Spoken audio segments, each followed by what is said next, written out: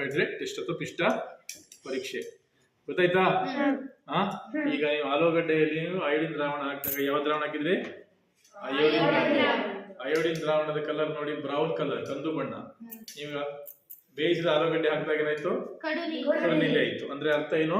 ಆಲೂಗಡ್ಡೆಯಲ್ಲಿ ಕಾರ್ಬೋಹೈಡ್ರೇಟ್ ಅಥವಾ ಪಿಷ್ಟ ಇದೆ ಅಂತ ನೀವು ತಿಳ್ಕೋಬೇಕು. ಈಗ ನೀವು ಹಾಲಿಗೆ ನೀವೇನ್ ಮಾಡಿದ್ರಿ? ಸ್ವಲ್ಪ ಏನ್ ಮಾಡಿದ್ರಿ? ಕಾಪರ್ ಸಲ್ಫೇಟ್ ದ್ರಾವಣ ಹಾಕಿದ್ರಿ.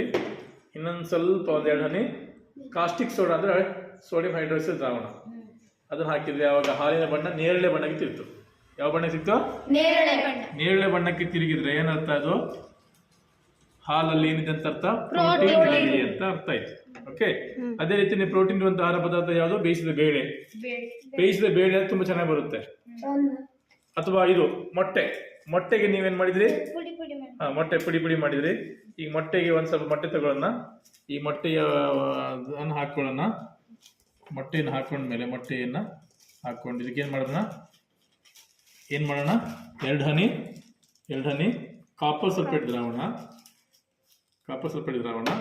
ಮತ್ತೆ 2 ಹನಿ ಕಾಸ್ಟಿಕ್ ಸೋಡಾ ಅಥವಾ ಸೋಡಿಯಂ ಹೈಡ್ರಾಕ್ಸೈಡ್ ದ್ರಾವಣ ಹಾಕೋಣ. ನೋಡಿ, ಮೊಟ್ಟೆ ಬಣ್ಣ ನಿಮ್ದು ನೇರಳೆ ಬಣ್ಣಕ್ಕೆ ತಿರುಗುತ್ತೆ. ಜಾಸ್ತಿ ಆಯ್ತು ನೀವು ಹಾಕಿದ್ದು. ಯಾವ್ದು ಜಾಸ್ತಿ ಆದ್ರೆ ಹಂಗೆ ಆಗುತ್ತೆ.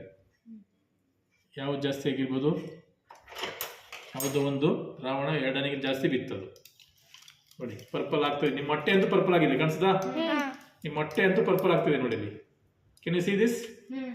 ನಿಮ್ಮ ಮೊಟ್ಟೆ ಏನಾಗ್ತಿದೆ? ಇಲ್ಲಿ ಹಾಕೋಣ. ಪರ್ಪಲ್ ಆಗುತ್ತೆ. ಮೊಟ್ಟೆ ನೋಡಿ ಪರ್ಪಲ್ ಆಗುತ್ತೆ ನೋಡಿ. ಮೊಟ್ಟೆ ಪರ್ಪಲ್ ಕಲರ್ ಬರುತ್ತೆ ಅಥವಾ ನೇರಳೆ ಬಣ್ಣ ಅಂತ ಹೇಳ್ತೀವಿ. ಏನೋ ನೇರಳೆ ಬಣ್ಣ ನೋಡಿ. ಮೊಟ್ಟೆಗೆ ನೋಡಿ, ಮೊಟ್ಟೆ ದ್ರಾವಣ ನೋಡಿ, ಎಲ್ಲ ಮೊಟ್ಟೆ ನೋಡಿ ನೇರಳೆ ಆಗಿದೆ. Can you see this? ಕಾಣಿಸ್ತಿದ್ಯಾ?